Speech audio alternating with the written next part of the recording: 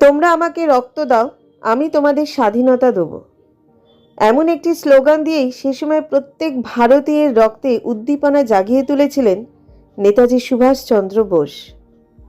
ভারতের স্বাধীনতা সংগ্রামে আশার আলো জাগিয়েছিলেন তিনি। নিজেই বলেছিলেন, সর্বদাই কিছু না কিছু আশার আলো থাকে, যা আমাদের জীবন থেকে বিচ্যুত হতে দেয় না। 23শে জানুয়ারি সেই মহাপুরুষের জন্মবার্ষিকী। এই বছর তাঁর 127তম জন্মদিন। নেতাজির সাহসী ও বীরত্বপূর্ণ জীবনের জন্য এই দিনটিকে বীরত্ব দিবসও বলা হয়। 1897 খ্রিস্টাব্দে 23শে জানুয়ারি উড়িষ্যার কটকের একটি সচ্ছল বাঙালি পরিবারে জন্মগ্রহণ করেন সুভাষ। ছোট থেকেই পড়াশোনায় ছিলেন ভালো। ইন্টারমিডিয়েট পরীক্ষায় প্রথম বিভাগে উত্তীর্ণ হন। সিভিল সার্ভিস নিয়ে পড়াশোনার জন্য ইংল্যান্ডে পাড়ি দেন। এই পরীক্ষায়ও চতুর্থ স্থান অধিকার করেন। তবে তিনি ব্রিটিশদের দাসত্ব মেনে নেননি। তাই চাকরির বদলে বরং দেশকে ইংরেজদের কবল থেকে মুক্ত করতে ভারত মাতার কোলে ফিরে আসেন বসু। দেশের স্বাধীনতা সংগ্রামে যোগ দেন। আজাদ হিন্দ ফৌজ, আজাদ হিন্দ সরকার গঠন করেন। জানা যায়, সুভাষচন্দ্র বসুই প্রথম মহাত্মা গান্ধীজিকে জাতির পিতা বলে সম্বোধন করেছিলেন।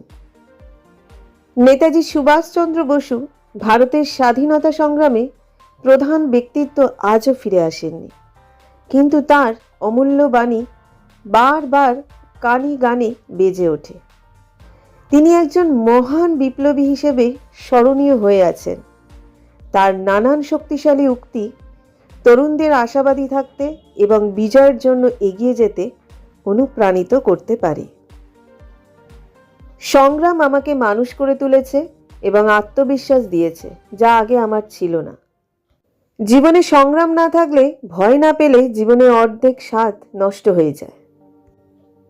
আপনার নিজের শক্তিতে বিশ্বাস করুন। ধার করা শক্তি আপনার জন্য মারাত্মক। উচিত চিন্তা দ্বারা দুর্বলতা দূর হয়। আমাদের সর্বদা উঁচু চিন্তাই করা উচিত। সাফল্য সবসময় ব্যর্থতার স্তম্ভের উপর দাঁড়িয়ে থাকে, তাই ব্যর্থতাকে কেউ ভয় পাবেন না।